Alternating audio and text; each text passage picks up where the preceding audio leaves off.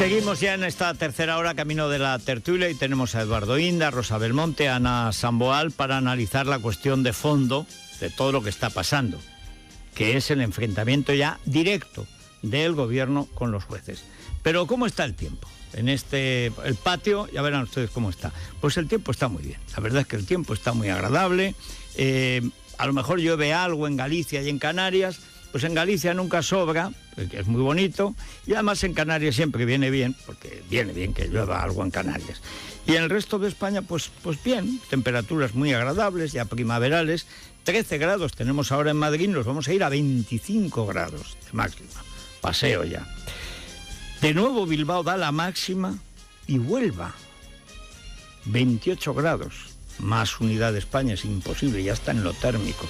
En fin, y la mínima, pues en Teruel, que es que ya empieza todo el mundo a desertar y al final nos quedamos los de siempre.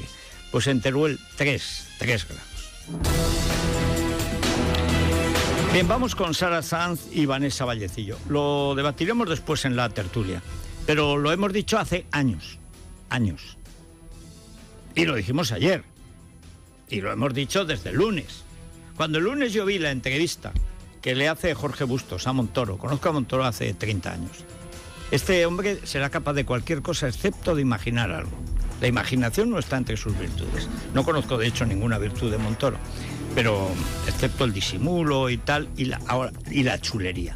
Cuando yo lo conocí no era el chuleta, faltón, jayán, jactancioso, borde en que se ha convertido. Pero eso pasa siempre que alguien lleva mucho tiempo en el poder. Pero en la entrevista a Jorge Bustos, que hoy el propio Jorge Bustos explica cómo se produce porque lo pide Montoro.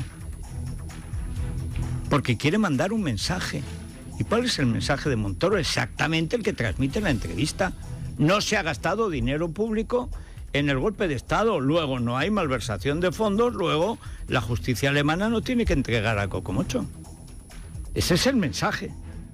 Este gobierno, o sea, él en persona, él no ha dado dinero público al golpe de Estado.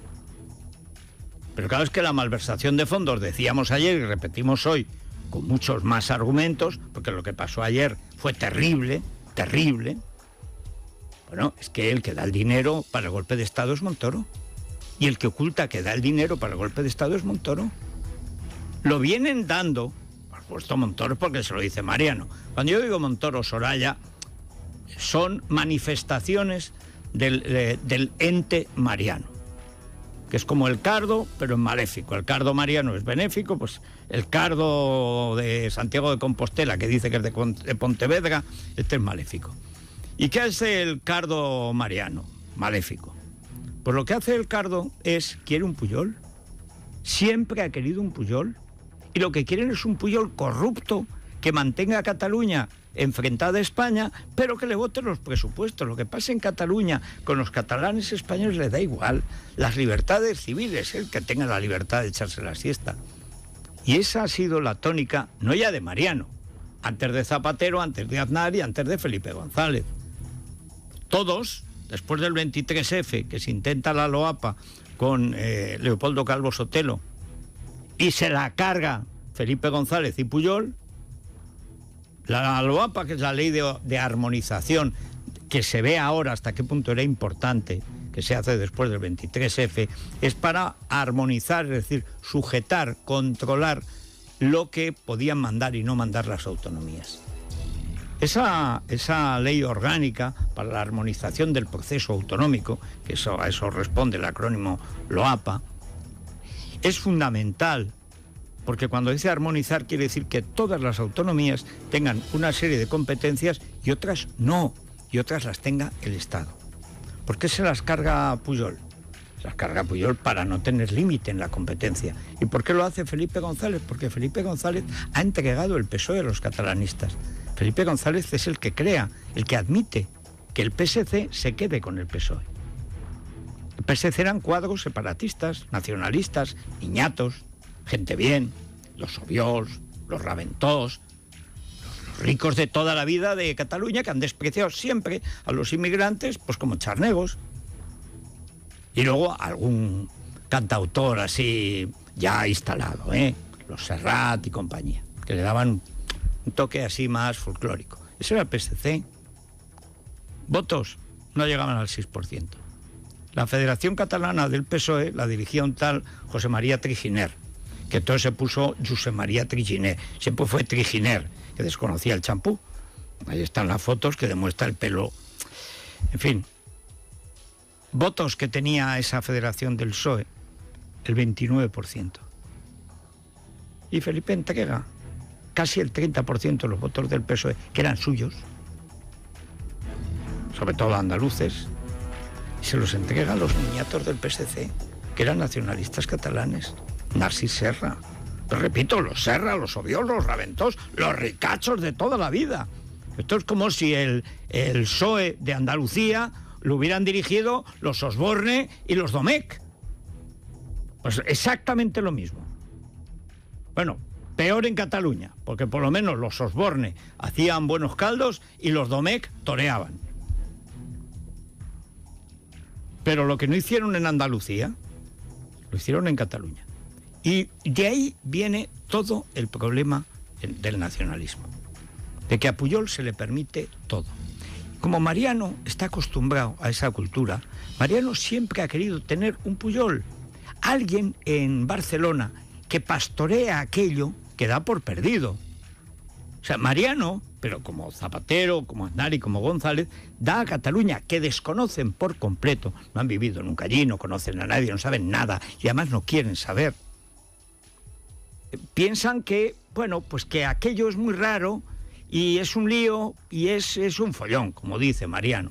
Y entonces mejor tener a un tío lo más corrupto posible, pero que te entiendas con él, porque se trata de dinero, todos los años a la hora de los presupuestos. Y lo demás les da igual. Inmersión lingüística, bueno, los curas separatistas, el farsa convertido en una máquina de odio a España, tal. Les da igual, les da exactamente igual. Siempre les ha dado igual a los gobiernos de España. Ahora ya no. O sea, después del 1 de octubre ya los españoles hemos visto que lo que algunos decíamos desde hace casi 40 años que iba a pasar, ha pasado. Tú no puedes estar alimentando una fiera y pensar que no va a crecer. Pues claro que crece. Tú puedes tener un tigre pequeñito y está muy bien. Échale carne al tigre y verás el día. Primero, cómo huele, cómo apesta, y verás un zarpazo que te pega, que adiós.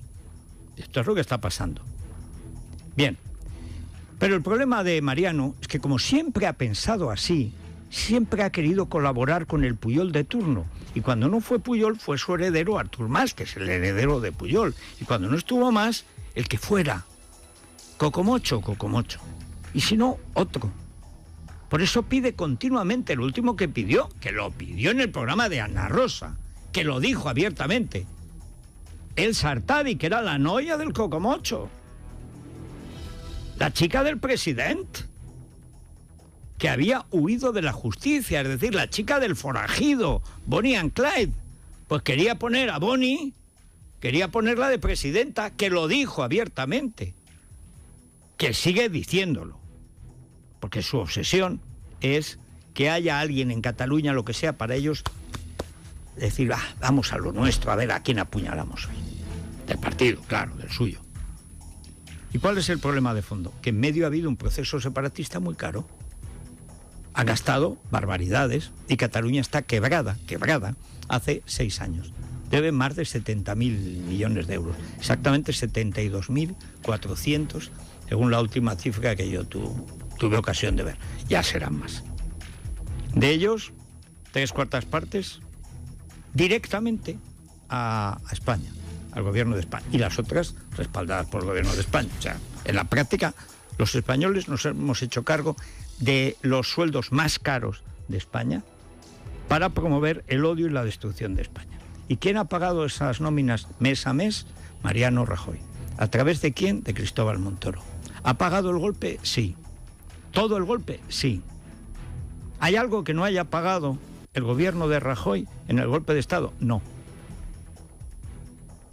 Directa o indirectamente lo ha pagado todo. De su bolsillo no han puesto ellos nada. Luego todo lo que se ha gastado lo ha puesto España. Es así de sencillo. Entonces, ayer vivimos algo que también dijimos que iba a pasar. Es más, cuando yo leo la entrevista de Jorge Bustos, digo, bueno, esto es la bofetada a Llarena, el respaldo a Puigdemont, es decir, no queremos al tío este de Alemania, tiene razón Alemania. ¿Por qué? Porque ya lo había adelantado en Buenos Aires Mariano, cuando dijo que el comportamiento de Alemania era estupendo. Y había dicho la ministra de Alemania, la ministra de Justicia de Alemania, que no solamente conocía de antemano la sentencia del tribunal regional de aquel land perdido en el Báltico, no, que le parecía muy bien que no había delito de rebelión y además que el gobierno español, textual, tendría muy difícil demostrar que había malversación de fondos, textual también. Es decir, que como son una raza superior, se arrogaba la puñetera naziprogre esta el derecho de juzgar al Tribunal Supremo de España. Es decir, un tribunal regional que preside un tío que era juez de familia hasta hace un año, analfabeto funcional, un tío que desconoce todo del derecho, no digamos ya del derecho comunitario, del derecho, un tío perdido en Kiel, allá en el Báltico, como decía Donges el otro día, todo el día mirando al Mar del Norte, pero si es que no saben nada de Alemania, ni ya no digamos de Europa, ¿y qué van a saber de España? Pero son superiores. Entonces se permiten nada menos que entrar en la cosa juzgada, en la propia investigación, en el asunto, vamos, no juzgada, en el asunto que está investigando el Tribunal Supremo de España. ¿Pero quiénes son estos mendrugos? ¿Pero qué se han creído estos patanes? Es el Tribunal Supremo de España, el cuarto país de la Unión Europea. En España teníamos un régimen constitucional, este régimen constitucional es del 82, el del 78, perdón, 82 es cuando llegó Felipe y se empezó a pervertir, pero en fin.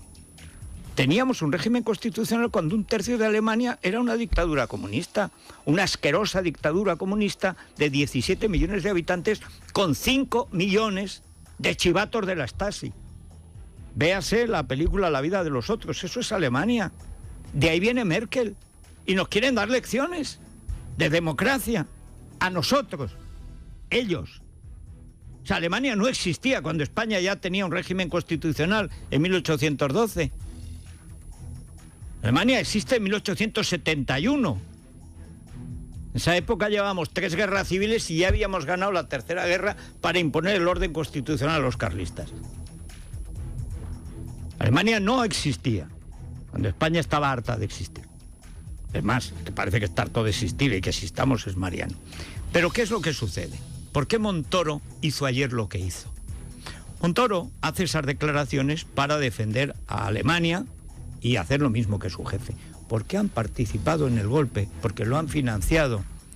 Y en cuanto entre el juicio, ellos se ven en el banquillo. Lo único que preocupa a Rajoy, a Montoro y tal vez a Soraya, eso no lo sé, pero lo otro sí lo sé, es acabar en el banquillo. Van a acabar en el banquillo. Si hay justicia en España, y desde luego jueces, está claro que alguno hay, van a acabar en el banquillo. Son los financiadores del golpe, deliberadamente. Lo han financiado. Y además han insultado al juez Llarena. Ayer, cuando saca, después de la chulería, Llarena le dice a Montoro, lo requiere. No lo llama como testigo, porque entonces manda un papelucho y ya con eso... No. Requerimiento, que lo explique.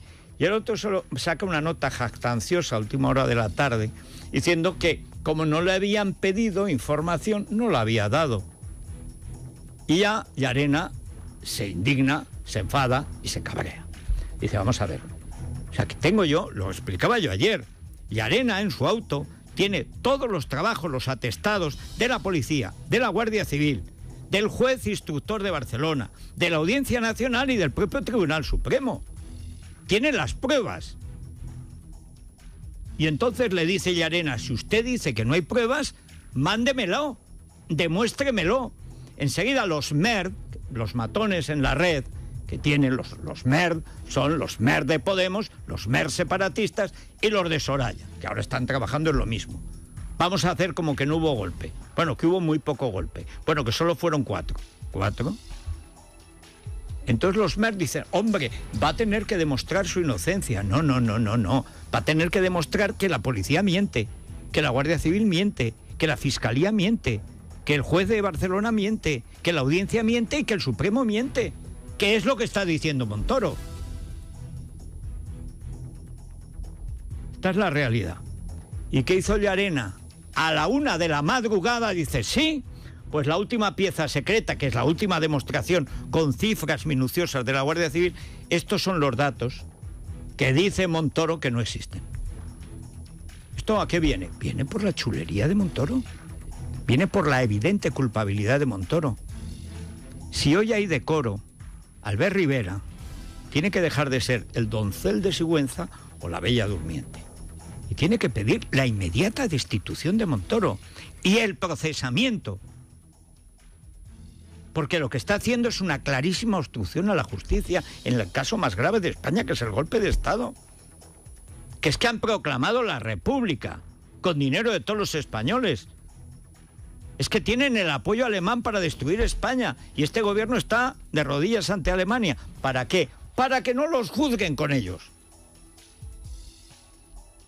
Es de una gravedad lo que está pasando. Y la gente está entretenida, que si Cifu ha invitado para el 2 de mayo, ni el 2 de mayo ni las narices del 2 de mayo. Aquí lo gordo, lo grave es lo que pasó anoche. Montoro contra el juez Llarena y Llarena retratando a Montoro. Eso es el conflicto. Y lo dije, el momento en que hizo la entrevista, digo, ya la tenemos liada. Vamos al conflicto con Alemania y contra el gobierno. ¿Por qué? Pues porque los conozco y sé lo malo que es Montoro. Hoy lo cuenta Jorge Bustos. Ninguna improvisación. Llamó para emitir exactamente ese mensaje. Efectivamente, yo lo conozco perfectamente. La última vez que imaginó algo tenía 3 años y se olvidó. Y en esas estamos. Vamos a darles los detalles. Luego los vamos a debatir en la tertulia. Pero esto es lo importante de España. Lo demás son anécdotas graves, pero anécdotas. La cuestión de fondo es que ante el golpe de Estado, el gobierno se niega a colaborar con los jueces. Después de haberse escondido en las faldas de los jueces, ahora se niega a colaborar con el Supremo. Lo insulta, lo afrenta, lo degrada. A Llarena le pintan la casa a los separatistas y lo insulta el ministro de Hacienda. Vamos con ello.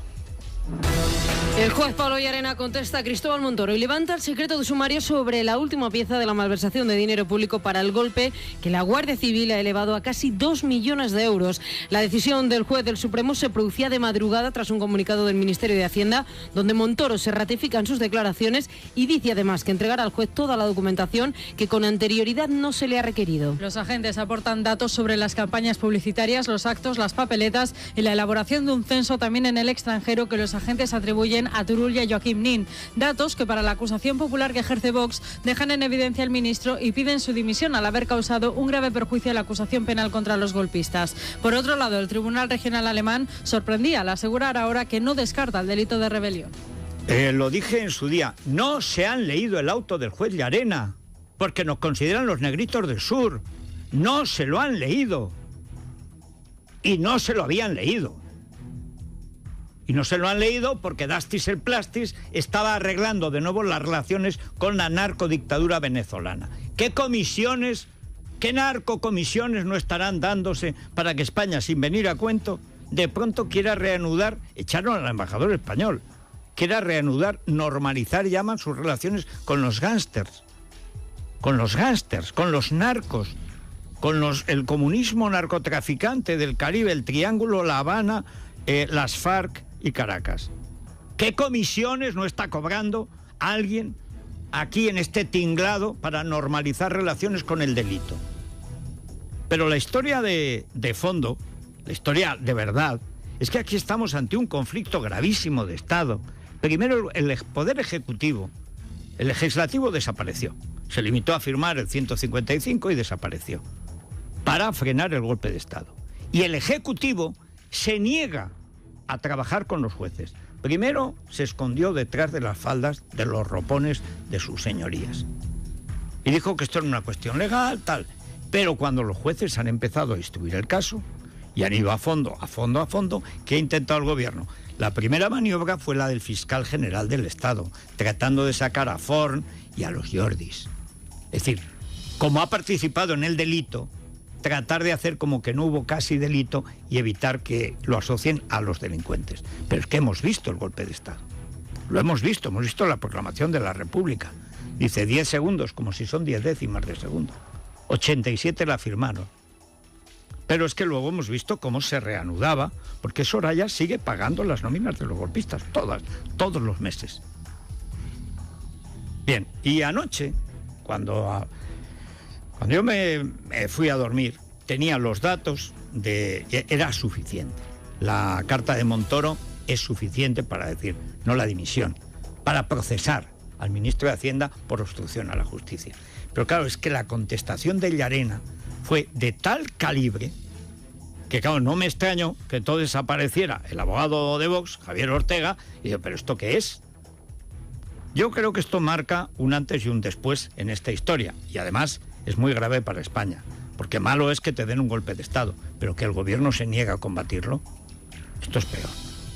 Javier Ortega, muy buenos días. Muy buenos días, don Federico. Bueno, tuvo la misma impresión que yo anoche cuando se recibe, ya tarde, era de noche casi en Madrid, o no, sin casi. Y luego, cuando ya levanta el secreto de sumario esta última pieza que tenía el juez Llarena, de que estábamos, no como suele decirse vulgarmente, ante un choque de trenes, sino ante ya el combate, prácticamente la bofetada de vuelta, primero del gobierno al Supremo y del Supremo al gobierno. Pues nos duele decirlo como acusación popular, pero se confirma lo que desde hace tiempo estábamos sospechando, y es la complicidad del gobierno con quienes han querido destruir España. Y esto es muy duro decirlo como españoles, pero es la realidad. Cuando hace 1 año y medio interpusimos las querellas ante el Juzgado de Instrucción número 13 y solicitamos una batería de diligencias de investigación e instrucción, una parte de ellas iba precisamente para que la Policía Judicial pudiese averiguar en diferentes registros, en diferentes intervenciones, pudiese averiguar los fondos que se han utilizado para este golpe de Estado desde la institución de la Generalidad de Cataluña. Y nos hemos encontrado que a continuación el gobierno lo que ha intentado, cuando ya estaba señalada precisamente para el día 7 y 8 de mayo, las indagatorias de aquellos que han sido procesados precisamente por el delito de malversación, que inmediatamente saliera el ministro de Hacienda a decir que no se había desviado ni un euro de fondos públicos para el golpe de Estado. Nos pareció indignante y además hemos tenido que soportar en las distintas indagatorias de toda esta semana escuchar cómo las defensas se agarraban como un clavo ardiendo precisamente a las declaraciones del ministro Montoro. Por eso decíamos a la salida del Tribunal Supremo, ya sabemos quién va a ser el mejor testigo de las defensas, va a ser el ministro de Hacienda. Esto es gravísimo, y es gravísimo porque además nos deja en una situación más complicada todavía si cabe con el Tribunal alemán, que había dicho que tenía incluso sospechas sobre la malversación. Bastará con que diga ahora, lo dice su propio ministro de Hacienda. Pero en cualquier caso, la sucesión de hechos ha sido realmente importante, rápida y vertiginosa. La verdad es que llevamos toda la noche analizando la información y contrastando con los datos que ya teníamos previos, pero ya digo, se constata que cerca de 2 millones de euros han sido malversados de caudales públicos en 5 grandes grupos, un grupo referido a la publicidad que sobrepasa el $500,000, otro referido a 1 millón de euros, pero que lo han parcelado para que no se notase el gasto en 5 consejerías, en cultura, economía, en salud, en vicepresidencia, asuntos sociales, etcétera. Se constata que Òmnium Cultural, es decir, Jordi Sánchez, uno de los procesados que está en prisión, utilizó la organización Òmnium Cultural como una sociedad intermedia dirigida desde Presidencia para ocultar un gasto de más de 60.000 euros en propaganda. Otro grupo importantísimo de otro de los procesados que precisamente ayer prestaba declaración, que es Romeva, a través del servicio Diplocat, para entendernos el servicio exterior de la Generalidad, más de 177.000 euros en contratación de publicidad exterior para internacionalizar el conflicto y más de 40.000 euros de supuestos observadores internacionales. Y un último grupo importante también, porque tuvimos que escucharle un alegato durísimo contra el instructor Llarena, que fue el del consejero de Presidencia Turull, que incluso utilizó el grupo parlamentario Juntos por el Sí una partida de 17.000 euros para la contratación del Teatro Nacional el Teatro Nacional de Cataluña, que se utilizó precisamente para los actos de propaganda de este golpe de Estado. Es decir, lamentablemente se ha constatado lo que estábamos sospechando y de alguna manera bastante acreditado ya hasta el momento, y en el levantamiento en esta sucesión procesal tan importante, que ha sido en primer lugar requerir en el día de ayer al ministro Montoro para que informe en base a qué sostiene esa afirmación categórica de que no ha habido malversación de caudales públicos, e inmediatamente a última hora del día, ya por la noche, el levantamiento del secreto sumario, que para nosotros, ya digo, ha sido la confirmación de que la Policía Judicial ha hecho perfectamente su trabajo y que en estos momentos podemos afirmar hay delito agravado de malversación de caudales públicos, y por eso desde la acusación popular de Vox pedimos o el cese inmediato o la dimisión, si tiene algo de dignidad este ministro. La verdad es que cuando alguien se empeña en proteger a un delincuente, está, en el caso de rebelión, es un delito tipificado de auxilio a la rebelión.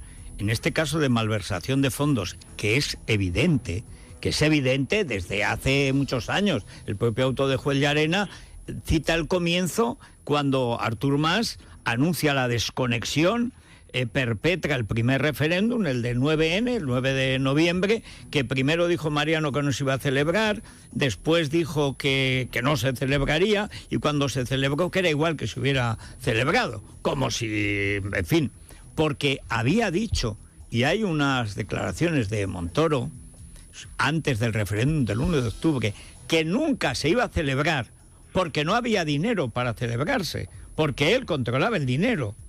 Es que hay que recordarlo. Y entonces, esto no supone que Montoro es cómplice de esa malversación de fondos, porque primero da los fondos, luego niega que los ha dado, luego abofetea a la policía, a la Guardia Civil, al juez instructor de Barcelona, a la Audiencia, al Supremo, a los fiscales del Supremo, y encima se pone chulo. Y hoy además, no sé si ha tenido ocasión de leerlo, Jorge Bustos, su entrevistador, cuenta cómo fue la entrevista, que en absoluto hubo improvisación, que estaba claro que la entrevista la pidió Montoro para mandar ese mensaje, que era precisamente sabotear la última defensa que tenía España para pedir la extradición, que era la de la malversación de fondos.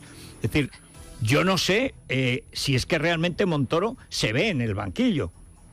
Mire, nosotros lo que tenemos constatado en estos días en el Tribunal Supremo es que aquí hay dos posiciones.